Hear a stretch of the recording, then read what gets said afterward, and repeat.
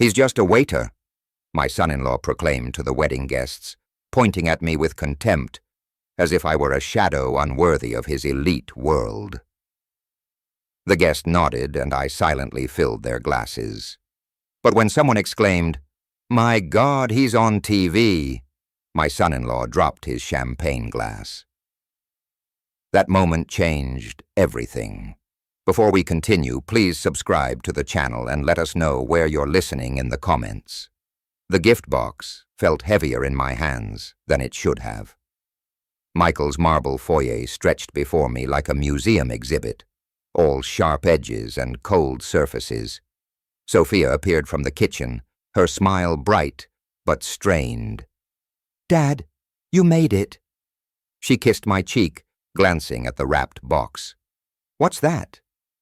"Grandfather's watch," I said, my voice steadier than I felt. "Thought Sophia might want it for the wedding."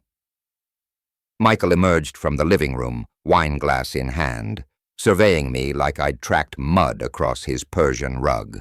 His gaze lingered on my pressed khakis and polo shirt, my best clothes, but clearly not enough for his standards. "James." His handshake was brief, dismissive, still working at that Italian place. "Bella Vista." "Yes." I kept my voice level. "Antonio's been good to me." Michael's attention shifted to the gift. "What's in the box?" Sophia bounced on her toes. "Grandpa's watch." "Dad, can I see it?" I unwrapped it carefully, revealing the gold pocket watch that had belonged to my father. Sophia's eyes widened, but Michael barely glanced at it. "Vintage," he said flatly. "Probably worth something to a collector." The dismissal stung. This wasn't about money. It was about family, about history. But before I could explain, Aunt Mary called from the dining room, "Dinner's ready." We moved to the table, another showcase of Michael's wealth. Crystal glasses caught the light from an ornate chandelier. I took the seat, Sophia indicated, feeling increasingly out of place among the expensive settings. So I began attempting conversation.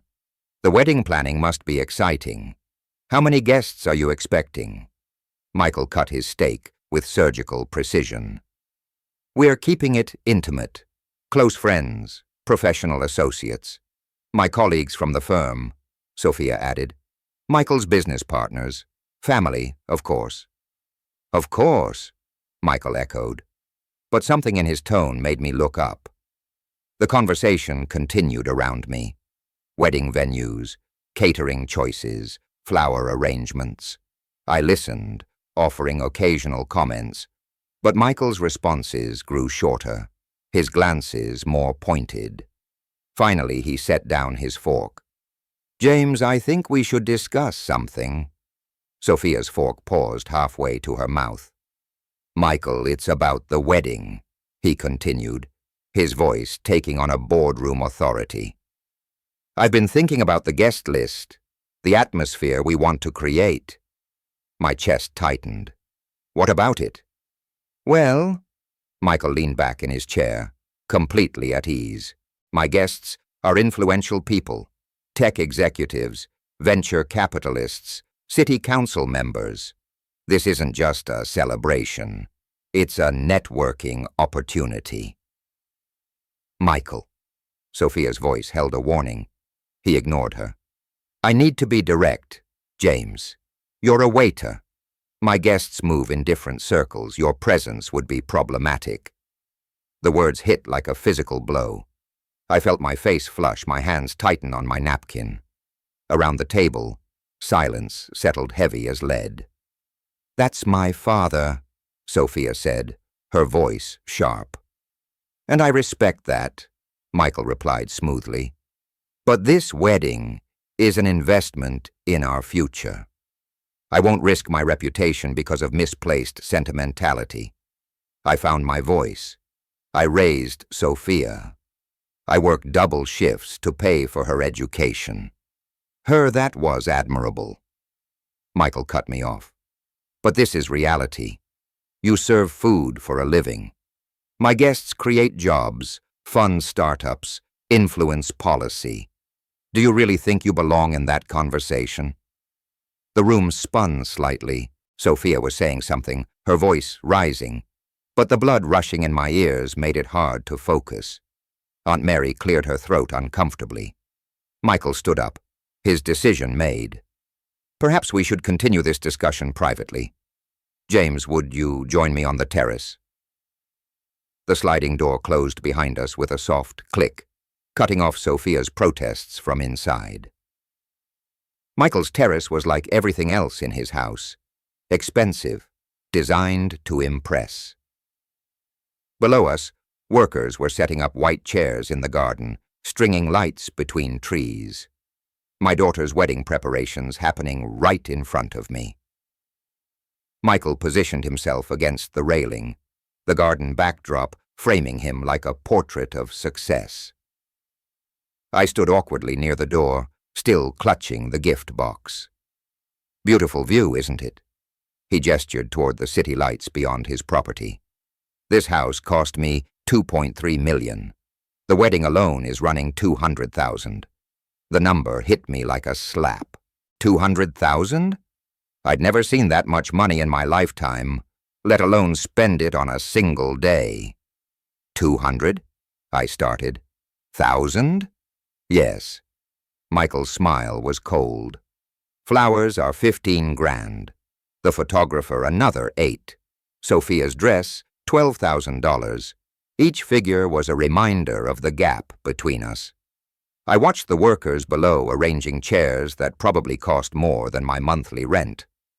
"I paid for Sophia's college," I said, my voice quiet but steady. 4 years at Berkeley, worked double shifts, saved every tip for her apartment when she graduated for her car. That was then. Michael's interruption was sharp. "This is now. She's my responsibility, and I'm telling you, your presence at this wedding would be an embarrassment." The words burned. I looked down at the gift in my hands, my father's watch that had seemed so meaningful an hour ago. "You can't just—" "I can and I will." Michael moved closer, his voice dropping to a whisper. "Do you understand what this day means? Senator Williams will be there. The mayor, CEOs whose companies could change Sophia's future. And you want to what? Serve them drinks." Through the glass door, I could see Sophia pacing in the dining room, her face twisted with worry. She kept glancing toward the terrace but made no move to interrupt. "She's my daughter," I said. "She's my fiancée." Michael's voice was final. "And I won't let you turn her wedding into a charity case. This isn't about family sentiment, James. This is about protecting what matters."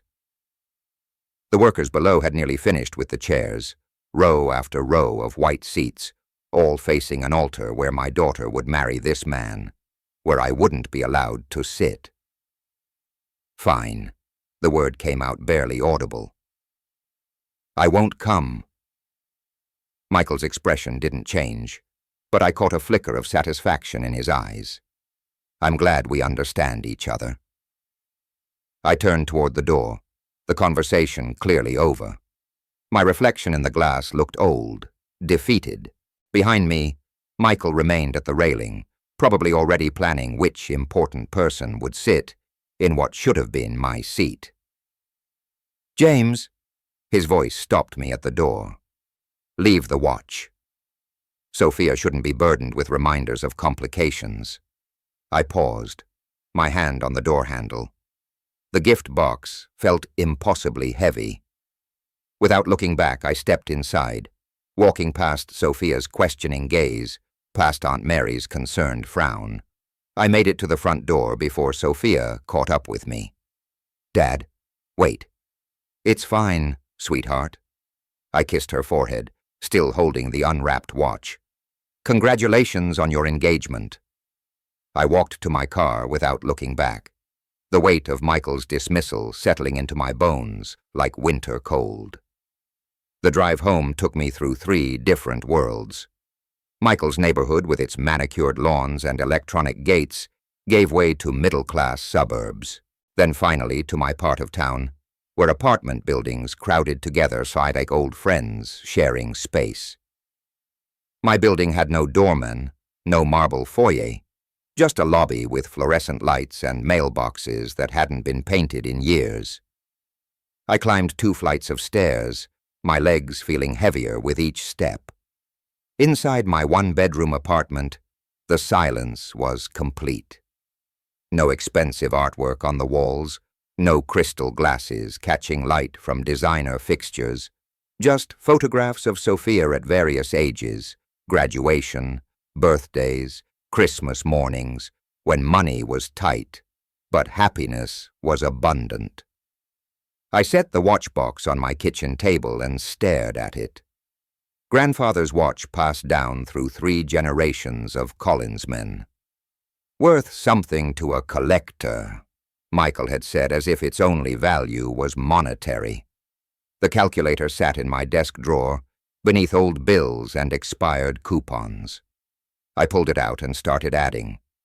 Sophia's tuition, $42,000 per year. Room and board, $18,000 annually. Her car, the down payment had been $3,000 from my savings. Her security deposit when she moved out, another $2,000. The numbers blurred together. Over $200,000 earned 1 table at a time, 1 tip at a time. 20 years of double shifts and aching feet and polite smiles for customers who barely saw me as human. My phone buzzed. Sophia's name appeared on the screen. Dad. Her voice was thick with tears. I'm so sorry about tonight. It's okay, sweetheart. It's not okay. Michael had no right to talk to you like that. You're my father. You should be at my wedding. I closed my eyes, listening to her pain. Sometimes life isn't fair, Sophia, but I'll find a way to be there for you. How? Michael meant what he said. He won't change his mind. Through my bedroom window, I could see the lights of downtown where Bella Vista sat among dozens of other restaurants, where I'd worked for 15 years, invisible in my black vest and white shirt, serving people who never learned my name. Don't worry about it, I told her. Just focus on being happy. That's all I've ever wanted. After we hung up, I sat in the growing darkness, thinking about Michael's words. You serve food for a living, as if that made me less of a person, less worthy of witnessing my own daughter's wedding. I walked to my closet and pulled out my work uniform. Black pants, white shirt, black vest, the costume of invisibility that had paid Sophia's way through life. How many important dinners had I served? How many wealthy guests had I made comfortable while remaining utterly forgettable? The uniform felt different in my hands tonight, not like a symbol of servitude, but like armor, like possibility. Michael was right about one thing. I was just a waiter. But he'd made a crucial mistake. He'd forgotten that waiters are invisible. We moved through important events, serving the powerful, hearing their conversations, witnessing their private moments. We're part of the scenery, essential but unnoticed. I held up the black vest, studying its simple lines. Tomorrow I would call Antonio and ask him a favor, not as James Collins, father of the bride, but as James Collins, experienced waiter who knew how to disappear into any crowd. Michael wanted to protect his precious networking event from the embarrassment of my presence.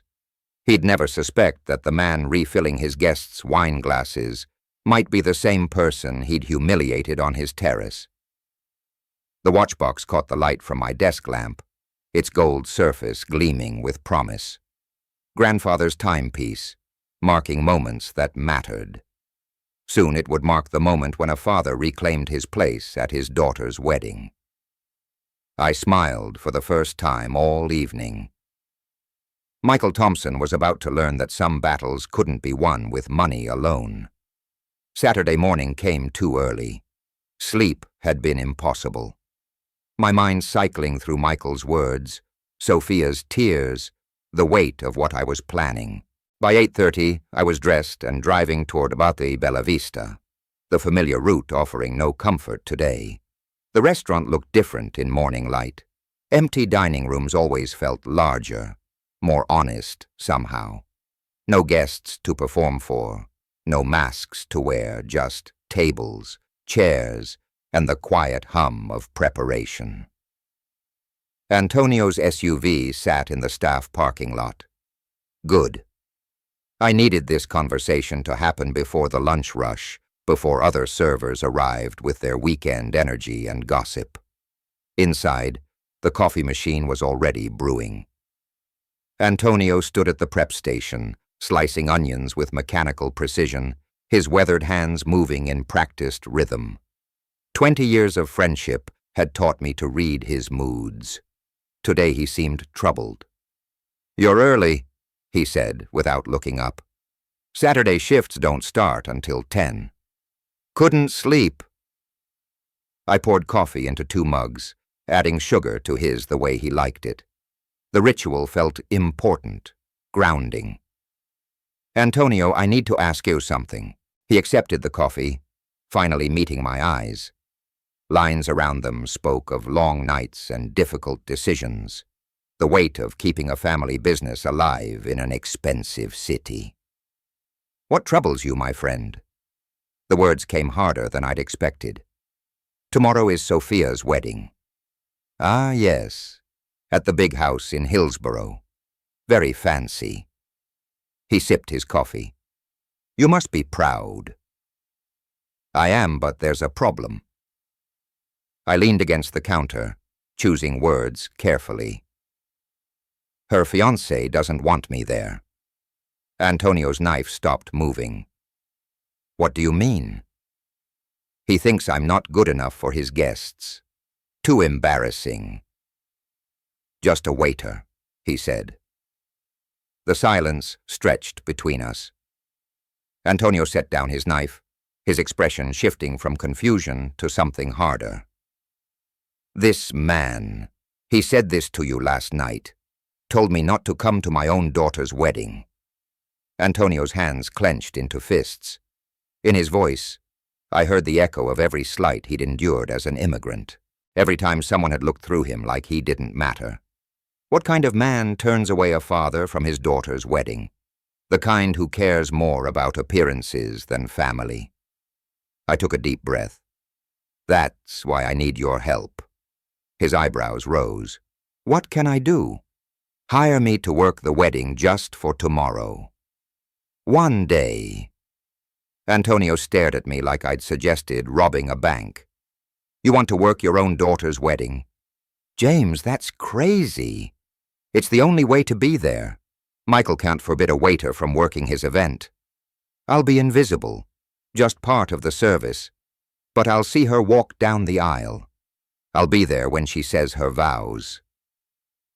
He shook his head slowly. "This is not right.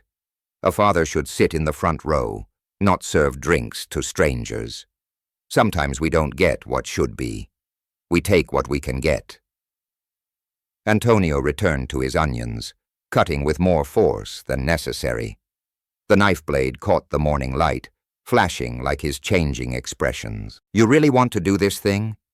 I've never wanted anything more." Another long silence. Outside, delivery trucks rumbled past, starting their daily routes. Normal Saturday morning sounds for everyone except me. "The catering company, they handle the service," Antonio said finally. "But I know the manager, Giuseppe Torino. We worked together years ago." My chest tightened with hope. "Would he add me to the crew for you?" "Yes. Giuseppe owes me favors." Antonio wiped his hands on his apron.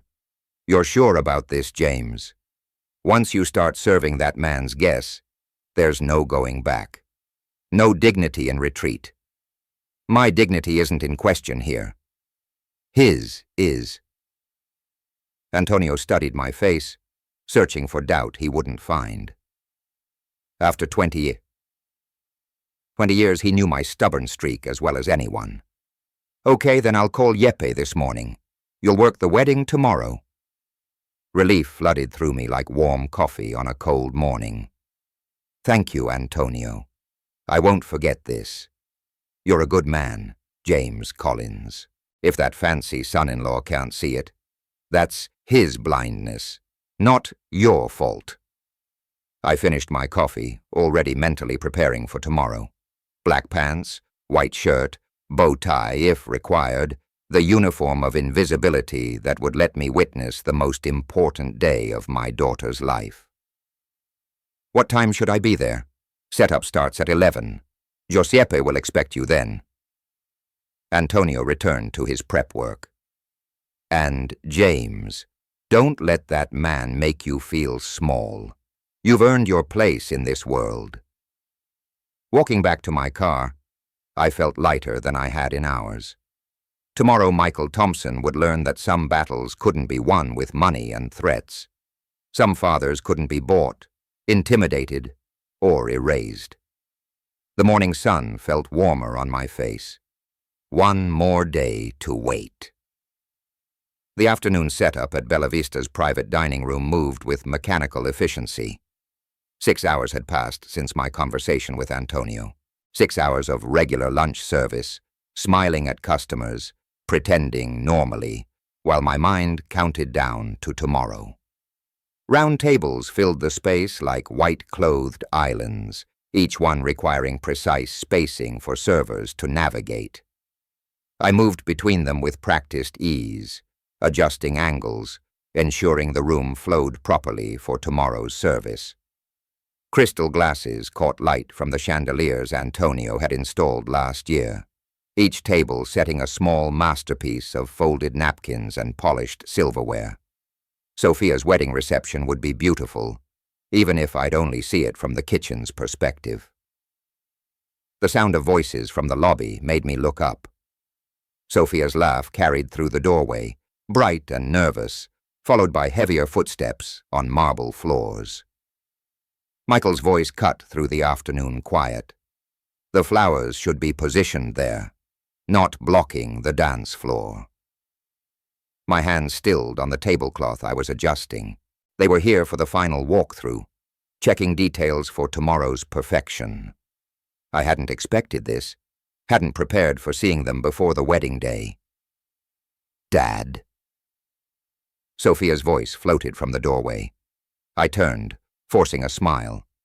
She looked radiant in her casual clothes, cheeks flushed with excitement and pre-wedding stress. Behind her, Michael's expression shifted from confusion to recognition to something much darker. What are you doing here? His words came out sharp, accusatory, working. I kept my voice level, professional. Antonio asked me to help with setup. Michael's face went rigid. You can't be serious. Sophia stepped between us, her wedding glow dimming. What's wrong now? Your father is manipulating the situation, Michael said, his voice rising. I told him not to come to the wedding, so he gets himself hired as staff. I'm here to work, I repeated, straightening another chair. Nothing more? This is manipulation. Michael's control cracked. You want to humiliate me in front of my guests? The accusation hung in the air like broken glass. Sophia's hands pressed to her mouth, her eyes wide with the realization that her wedding day was becoming a battlefield. Stop it, both of you. Her voice cracked with emotion. This is supposed to be the happiest day of my life. Michael pointed at me like I was contaminating his perfect event. He's doing this on purpose, making himself the victim, forcing his way into spaces where he doesn't belong. I belong wherever my daughter is, I said quietly. Not anymore. Michael's mask of civility finally slipped completely. She's my responsibility now. My wife, my guests, my event, and I won't have you serving drinks to people who matter, while playing the martyred father. Sophia stepped toward me, tears starting. "Dad, you don't have to do this." "Yes, I do." I touched her shoulder gently. "But don't worry. Your guests won't even notice I'm here. I'll just do my job." "Your job," Michael spat, "is to stay away. This wedding costs more than you make in 5 years. I won't let you turn it into some pathetic statement about your wounded pride." The numbers again, always back to money with him, as if dollar amounts determined human worth. "My pride isn't wounded," I said. "It's intact." Michael's laugh was harsh. "Is it? Then why this charade? Why not accept that some doors are closed to you? Because she's my daughter, and tomorrow, when she needs her father's blessing, I'll be here to give it as hired help as whatever it takes." Sophia was crying now, quiet tears that broke my heart. Her perfect wedding planning destroyed by the 2 men who should have been protecting her happiness. Michael turned toward the door, his decision made. "We'll see about that." The threat in his voice was unmistakable. Sophia followed him, casting one last apologetic look over her shoulder. "I'm sorry, Dad." "Don't be, sweetheart. Just focus on being happy tomorrow." They left, their footsteps echoing down the marble hallway. I returned to adjusting tables, but my hands shook slightly now. Michael's parting words carried weight, the promise of action, not empty anger. Through the dining room windows, I watched their car pull away. Tomorrow would bring more than I'd bargained for. But tonight, I'd finished preparing the room where my daughter would celebrate the beginning of her new life. Whatever Michael was planning, I'd be ready. Evening shadows stretched across Bella Vista's dining room as I polished the last of the silverware. The tables stood ready like soldiers in formation, each place setting perfect for tomorrow's guests. 4 hours had passed since Michael's departure, 4 hours of steady work that kept my hands busy while my mind churned. The kitchen doors swung open. Antonio emerged from his office, his expression serious in a way that made my stomach clench. Something had changed in the hour since I'd last seen him. "James, my friend," his voice carried weight. "We need to talk." I sat down the silver serving spoon I'd been polishing. "What happened?" Antonio pulled out a chair at the nearest table, settling his bulk into it like a man carrying bad news. The gesture itself was telling. Antonio rarely sat during work hours. "Your son-in-law came back." My hands stilled. "When?" "Hour ago. Drove up in that expensive car. Marched in here like he owned the place." Antonio's weathered face hardened. "Made me an offer I was supposed to find irresistible." The words hit like cold water. Michael hadn't accepted defeat on the terrace. Of course he hadn't. Men like him didn't accept anything that challenged their control. "What kind of offer?" Antonio leaned forward, his voice dropping. $5,000 cash for not letting you work tomorrow." The number stunned me. 5,000 was more than I made in 2 months. Money that could transform Antonio's struggling restaurant. The casual dismissal of such an amount revealed how desperate Michael had become. "What did you tell him?" "I told him principals aren't for sale." Antonio's eyes flashed. Then he got angry, started talking about health inspectors, liquor license reviews, how many important people he knows in city government. My chest tightened. Michael wasn't just trying to buy Antonio's cooperation. He was threatening his livelihood, the family business that had taken 20 years to build. "Antonio, you don't have to. Stop." He held up a weathered hand. "You think I survived 20 years in this business by backing down from bullies? Your son-in-law. He made a mistake. He showed me who he really is." The quiet intensity in Antonio's voice was more frightening than any shouting. This was a man who'd built something from nothing, who understood the difference between strength and power. What exactly did he say? That you were obsessed, unstable, that letting you work would endanger his guests' safety. Antonio's mouth twisted with disgust. Then he offered more money, 10,000, like I'm some immigrant who doesn't understand American values. The full picture crystallized. Michael wasn't just embarrassed by my presence. He was genuinely afraid of what I might do, what I might say to his important guests. The control he'd worked so hard to establish was slipping. I'm sorry he threatened you. Threats? Antonio laughed, but there was no humor in it. Let him try. I have friends too. Not rich friends, but good friends, friends who understand loyalty. I resumed polishing silverware, needing the motion to process what I'd learned. Michael's desperation ran deeper than wounded pride. This was about something fundamental. His need to control every aspect of his world, to eliminate any variable that might expose his insecurities. So what happens tomorrow? Tomorrow you work.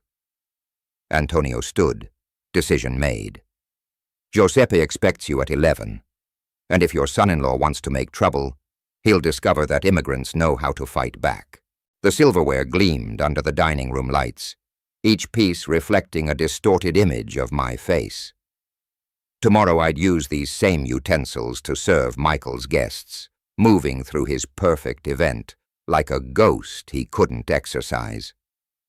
Thank you, Antonio, for everything. Don't thank me yet. His expression grew troubled. Men like your son-in-law, they don't give up easy. Tonight he'll be making more phone calls, pulling more strings. Tomorrow might not go the way either of us expects. I looked around the dining room one final time. Chairs aligned perfectly, glasses sparkling, flowers arranged with artistic precision. Sophia's wedding reception ready for guests who would never know about the battle being fought for access to it. Let him make his calls, I said. Tomorrow I'll be exactly where I belong. Antonio nodded, heading back toward his office. Remember, James, we're not just fighting for tomorrow. We're fighting for the right to exist in the same world as our children. The weight of his words settled over me like his evening shadows. This wasn't about a wedding anymore. It was about something much larger. Dignity, respect, the right to be present for the moments that mattered most. Tomorrow would test everything I believed about myself, everything I'd taught Sophie about standing up for what's right. Michael Thompson was about to learn that some fathers couldn't be bought, threatened, or erased. I finished the last piece of silverware and turned off the dining room lights. One more night to prepare for the most important performance of my life. 22 hours of waiting had led to this moment. The banquet hall gleamed under crystal chandeliers, every surface polished to perfection. White roses cascaded from tall centerpieces, their petals catching the evening light like scattered diamonds. I moved through this elegance, carrying a silver tray of champagne flutes, invisible in my black vest and bow tie. The first guests arrived precisely at 5. Tech executives in 1,000 suits, venture capitalists whose casual conversations involved millions, city officials whose handshakes could change policies, Michael's people, the ones who mattered in his carefully constructed world. Champagne. I offered the tray to a distinguished woman in pearls, her evening gown probably worth more than I earned in 6 months. How lovely, she smiled, accepting a glass. What an elegant affair. Michael certainly knows how to host. Through the crowd, I caught sight of the het where Sophia glowed in her wedding dress, radiant despite the undercurrents swirling around her special day. Michael stood beside her, greeting guests with practiced charm, though his eyes kept finding me across the room. An elderly gentleman in a perfectly tailored tuxedo approached my station. "Excellent service, young man. You're very attentive." "Thank you, sir. Would you care for an appetizer, please?" He selected a salmon canope from my tray. "You carry yourself well. Not many waiters have such natural grace these days." The compliment warmed me more than it should have. Natural grace. If only he knew the years of training that had created this ease of movement, this ability to navigate social spaces with quiet confidence. "James has worked with us for many years." Antonio's voice came from behind me. "One of our finest staff members." The gentleman nodded approvingly. "It shows.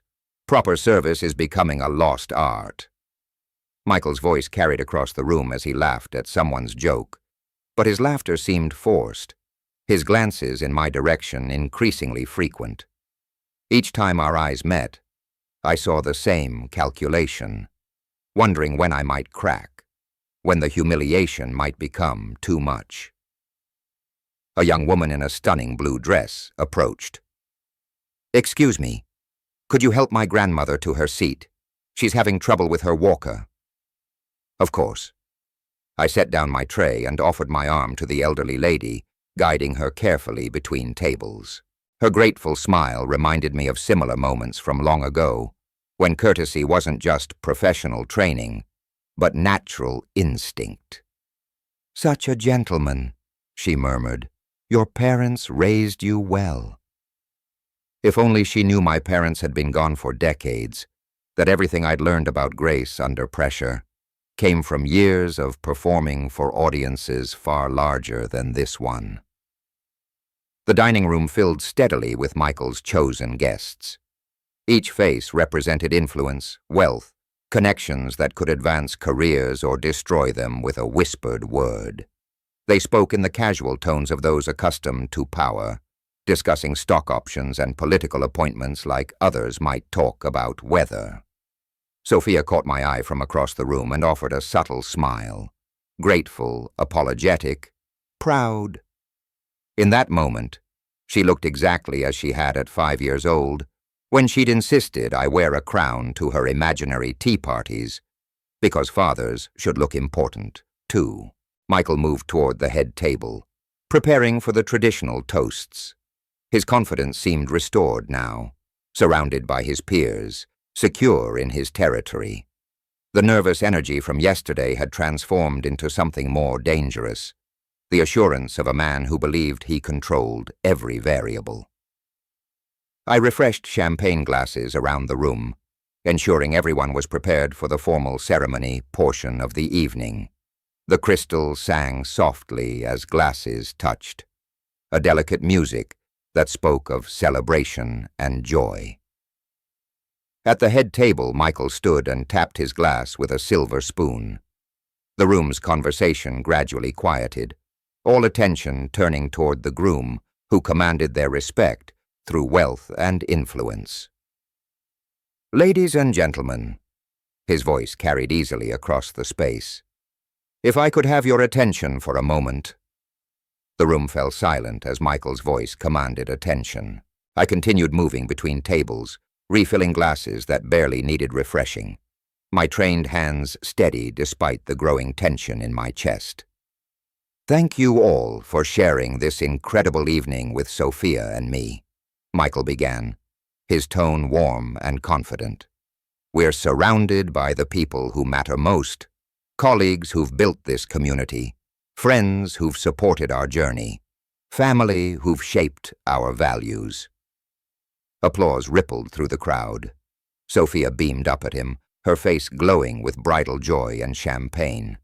I paused near a corner table, champagne bottle poised, waiting for the toast to conclude.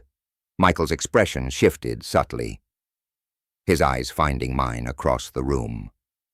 Success in life comes from understanding your place, from recognizing what truly matters. We've invited people tonight who represent excellence, achievement, the very best of what our society offers. Something cold settled in my stomach. The toast was taking an unexpected turn, moving away from traditional celebration towards something more pointed. "Which makes it important," Michael continued, his voice gaining edge to acknowledge different levels of contribution. "Not everyone reaches the same heights. Not everyone matters equally." Several guests shifted uncomfortably. This wasn't the warm, unifying message wedding toasts typically delivered. "Take this man, for instance." Michael's hand gestured directly at me, causing every head in the room to turn. "James Collins. He's just a waiter. Never amounted to anything significant. Never built anything lasting. A man who peaked in his 20s and has spent 40 years sliding downward." The champagne bottle felt impossibly heavy in my hands. Sophia's face had gone white, her eyes wide with horror. Around the room, guests exchanged uncertain glances, clearly uncomfortable with the cruelty unfolding before them. "He wants to be part of this celebration." Michael's voice grew stronger, fed by the attention. "But the truth is, there are makers and there are servers, leaders and followers, people who matter and people who simply exist to facilitate the lives of those who do." I set the champagne bottle on the nearest table with careful precision. My hands remained steady, though my heart hammered against my ribs. "Michael, please stop." Sophia's voice was barely audible, lost in the stunned silence.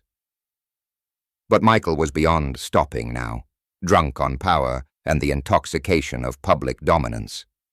Some people spend their lives dreaming of significance, while others actually achieve it. The difference is fundamental, unchangeable, natural selection in action. I straightened my bow tie and smoothed my vest. Habits from another lifetime asserting themselves automatically. When I spoke, my voice carried clearly across the silent room. "Would anyone like more champagne?" The simple question, delivered with perfect composure, seemed to break Michael's momentum.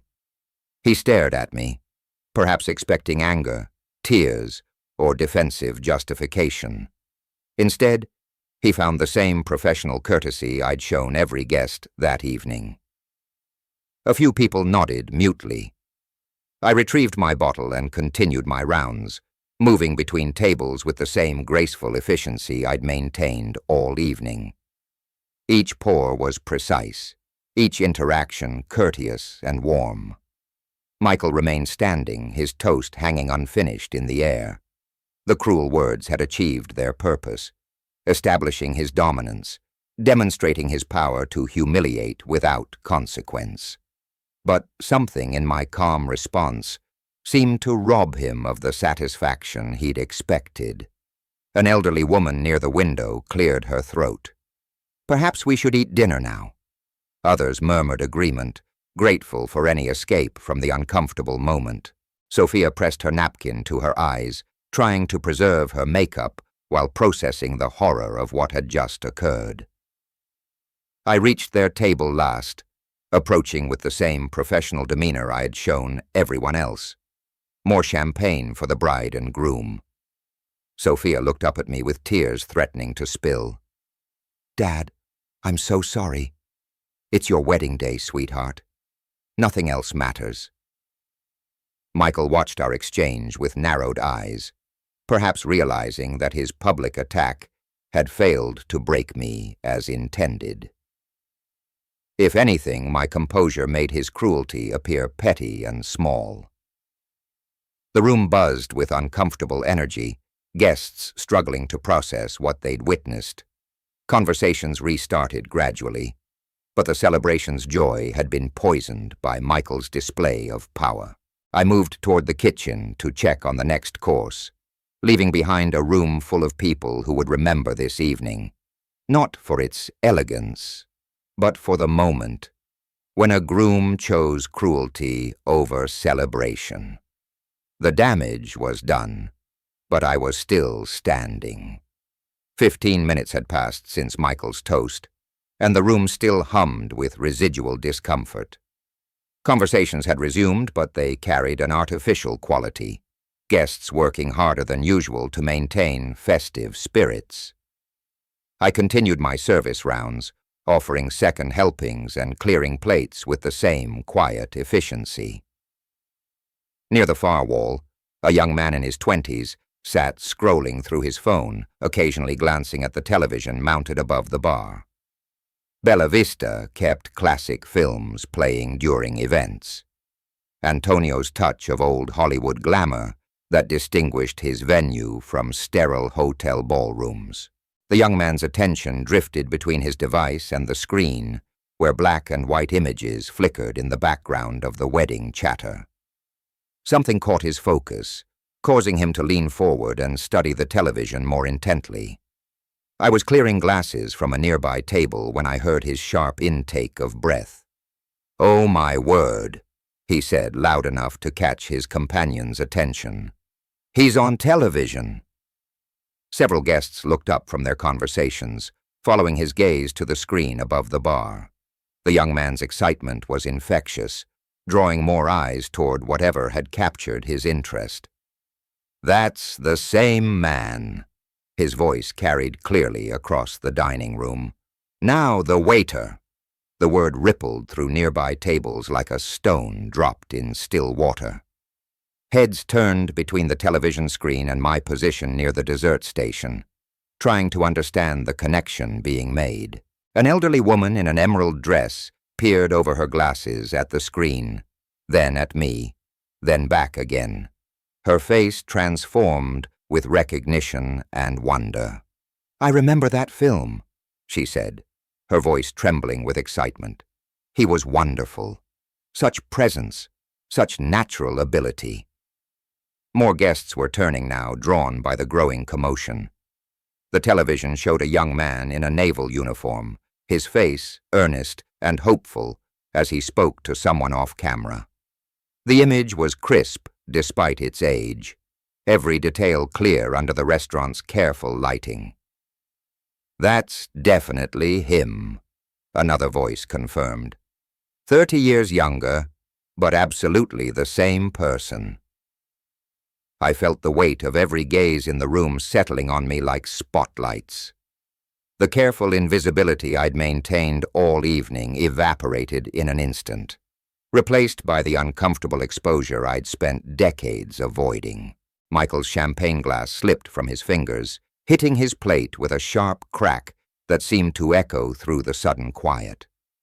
His face had gone pale, mouth slightly open as he stared between the television and me. "Ladies and gentlemen," the young man called out, now standing in his excitement. "We have a genuine movie star serving our champagne." The revelation spread through the room like wildfire. Guests pulled out phones, searching movie databases and streaming services. Elderly attendees shared memories of seeing my films in theaters, their voices growing animated with nostalgia and discovery. James Collins, one woman read from her phone. 7 major films between 1988 and 1995, Golden Globe nomination for Atlantic Crossing. Sophia's hands pressed to her mouth, her eyes wide, not with shame, but with dawning understanding. She was seeing her father's sacrifices through new eyes, comprehending the magnitude of what he'd given up for her future. I continued clearing the table in front of me, my movements unchanged despite the scrutiny. The young man on the television screen delivered his lines with passion and conviction, while the older man in the dining room simply did his job. "Why didn't you say anything?" the guest called out, his tone respectful rather than mocking. I looked up from the plates I was stacking, meeting his gaze with the same quiet dignity I'd maintained all evening. "Tonight isn't about me." The simple response seemed to deepen the room's fascination. Here was a man who had commanded theater screens, who had been recognized and celebrated, now serving champagne without seeking recognition or special treatment. Michael remained frozen at the head table, his elaborate plans for dominance crumbling around him. The man he'd publicly dismissed as insignificant had just been revealed as someone who had achieved exactly the kind of recognition Michael desperately craved.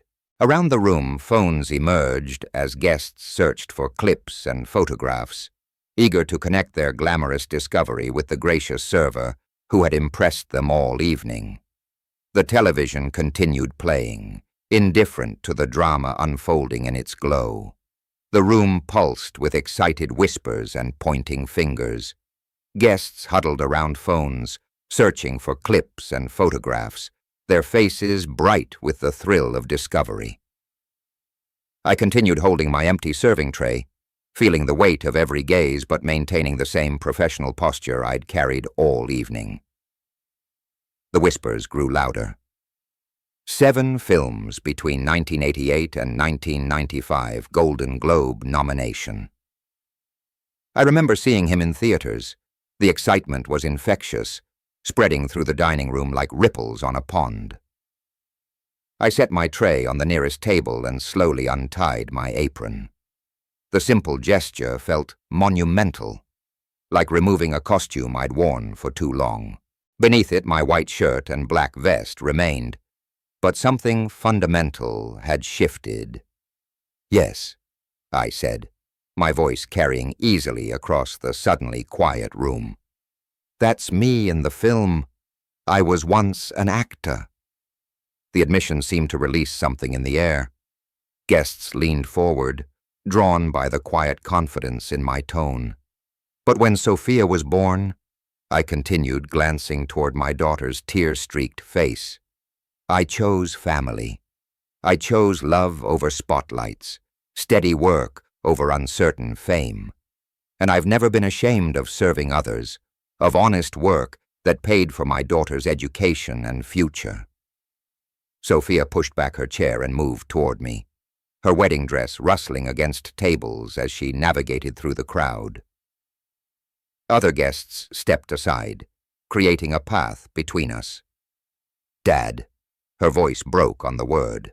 "Why didn't you ever tell me?"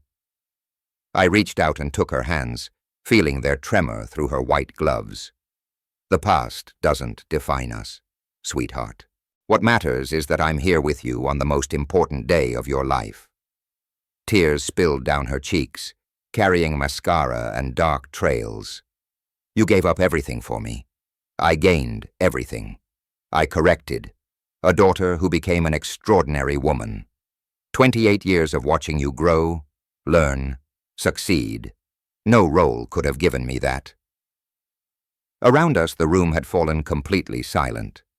Even the kitchen staff had emerged from their station, drawn by the emotion unfolding in their dining room. An elderly man near the windows stood first. "You're a true gentleman, sir." The words seemed to break a dam. Other guests rose, their applause starting tentatively, but growing stronger. Soon the entire room was standing, celebrating not the revelation of a former celebrity, but the recognition of genuine character. "To James," someone called out. "To real men who choose family," another voice added. The applause continued, warm and sustained. I looked around at faces that had witnessed my humiliation an hour earlier, and now showed nothing but respect and admiration. Sophia wrapped her arms around me, her wedding veil cascading over both our shoulders. "I'm so proud to be your daughter." At the head table, Michael remained seated, his face pale and his champagne glass forgotten in his hand. The man who had publicly dismissed me as insignificant now faced the reality of what he'd done, humiliated a respected actor in front of people who would remember this moment for years. The applause gradually faded, but the energy in the room had completely transformed. Guests approached with warm handshakes and genuine smiles, no longer seeing a servant, but recognizing a fellow human being worthy of respect. "Mr. Collins," a young woman said, "I just found clips from Atlantic Crossing online. Your performance was incredible." "Thank you," I replied simply. "But tonight belongs to Sophia and Michael.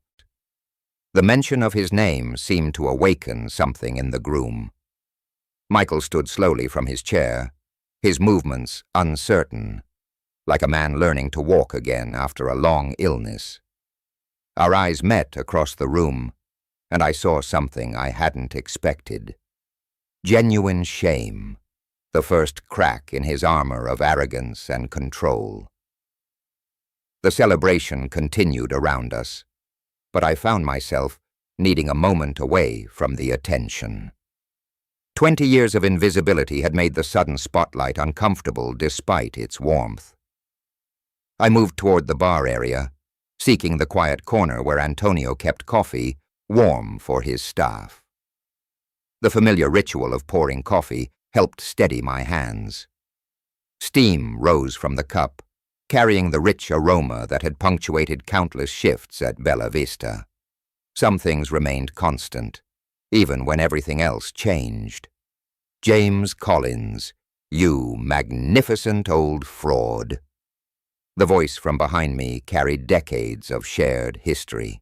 I turned to find Frank Morgan approaching with his characteristic wide grin, his silver hair perfectly styled despite the evening hour. Frank? I sat down my coffee and embraced my old friend. What are you doing here? Sophia invited me weeks ago. Said her father worked at this place but didn't mention it was the James Collins. His eyes sparkled with mischief. Imagine my surprise walking in to find you hiding behind a serving tray. Frank looked exactly as I remembered. Expensive suit, confident posture, the bearing of a man who'd never left the industry that had defined both our youths.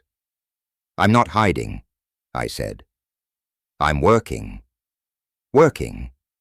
James, do you know what's happening with your films? Atlantic Crossing plays on retro channels monthly.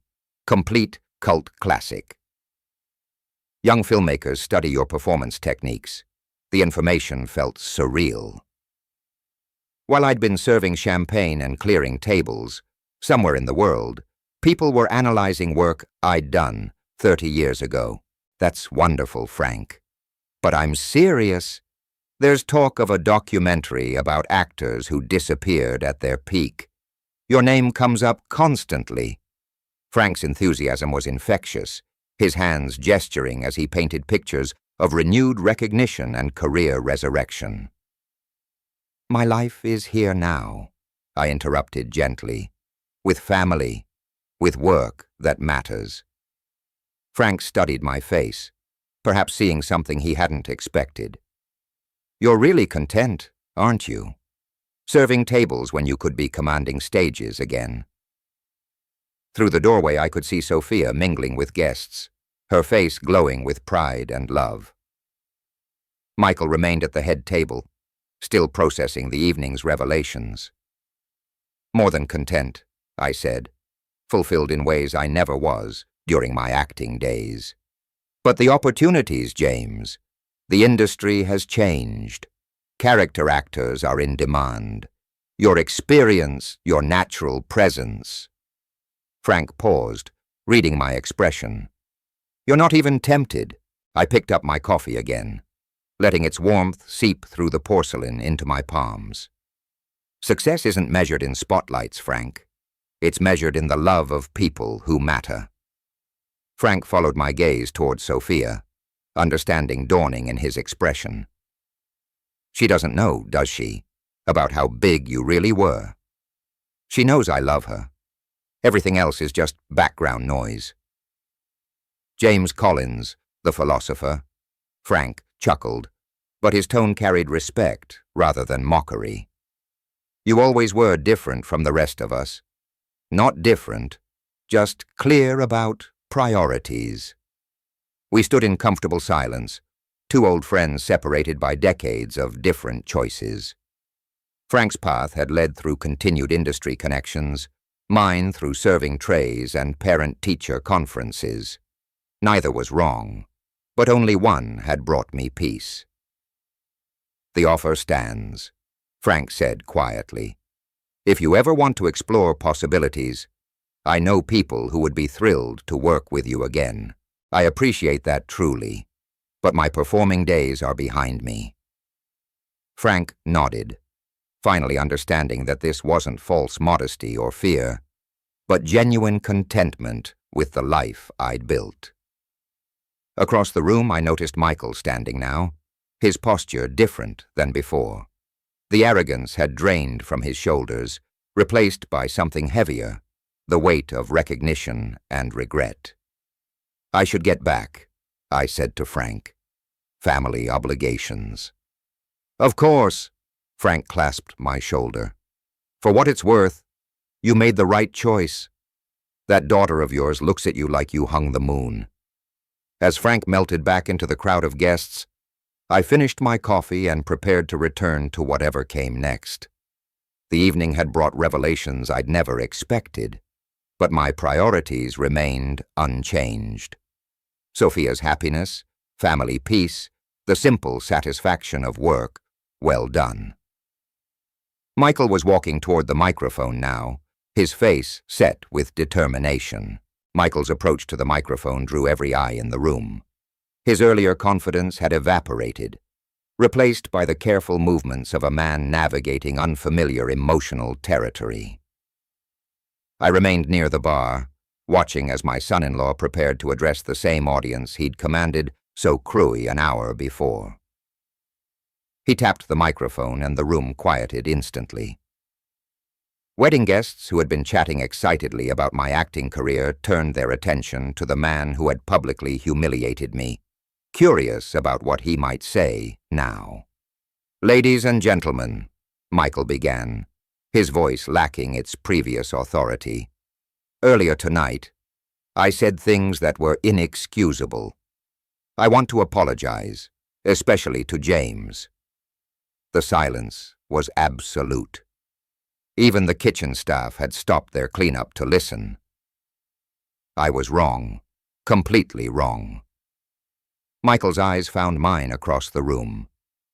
He's not just a waiter. He's a wonderful father, a man of genuine character, and someone who gave up fame to raise his daughter with love and dedication. His voice caught slightly on the words, the practiced businessman struggling with public vulnerability. I judged him by superficial standards, by income and social position, when I should have recognized the depth of his character. James Collins is more of a man than I realized, and I'm sorry it took this evening for me to see it. Michael paused, gathering courage for what came next. "James, if you'll accept it, I'd like to start over, not as the embarrassing father-in-law I tried to hide, but as Sophia's beloved father, welcomed and honored in our family." The room held its breath. All eyes turned to me, waiting for my response to this public rehearsal. I walked toward the head table, my steps measured and calm.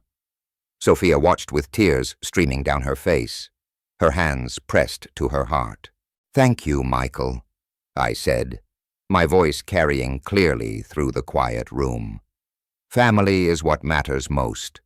Everything else is just noise." I extended my hand to him. He took it with both of his, the gesture more than a handshake. It was a bridge across the chasm his earlier cruelty had created. "I'm sorry," he whispered loud enough for nearby guests to hear. "I was threatened by your relationship with Sophia. Scared you'd make me look small by comparison." "You did that yourself," I replied gently. "But we can move forward from here." Sophia stood and moved toward us, her wedding dress flowing around her like clouds. She wrapped her arms around both of us, creating a circle of reconciliation that had seemed impossible an hour earlier. "I love you both," she said through tears of joy rather than pain. The room erupted in applause, but this time it felt different. Not the polite recognition of social obligation, but genuine celebration of authentic resolution. Guests rose from their seats, raising glasses in spontaneous toasts to James, to family, to real character. Antonio emerged from the kitchen, his weathered face bright with satisfaction. 20 years 20 years of friendship had led to this moment of vindication, and his smile said everything words couldn't express. As the applause continued, Michael turned to address the room one final time. Tonight was supposed to be about celebrating love and new beginnings. It took me too long to realize that love includes honoring the people who shaped the woman I'm lucky enough to marry. He lifted his champagne glass. To James Collins, actor, father, and the man who taught my wife that true success means putting family first. The toast echoed through the room, glasses clinking in harmony rather than obligation. The celebration that had begun as a display of wealth and status had transformed into something deeper, a recognition of authentic values and genuine character. Sophia took my arm as the formal dinner concluded and the dancing began. "Would you honor me with the father-daughter dance, Dad?" "Always," I replied. As we moved onto the dance floor, I caught sight of my reflection in the mirrors along the wall, still wearing my waiter's vest and bow tie, but somehow looking different. Not like hired help, but like exactly who I was, a father celebrating his daughter's happiness. The music began, and Sophia and I danced, while wedding guests formed a circle around us. Michael watched with a genuine smile, his earlier arrogance replaced by what looked like gratitude. Frank appeared at the edge of the crowd, raising his glass in a subtle salute to the man who had chosen love over acclaim, and found both in the end. If you like this story, please like this video, subscribe to the channel, and share your impressions of this story in the comments. To listen to the next story, click on the box on the left.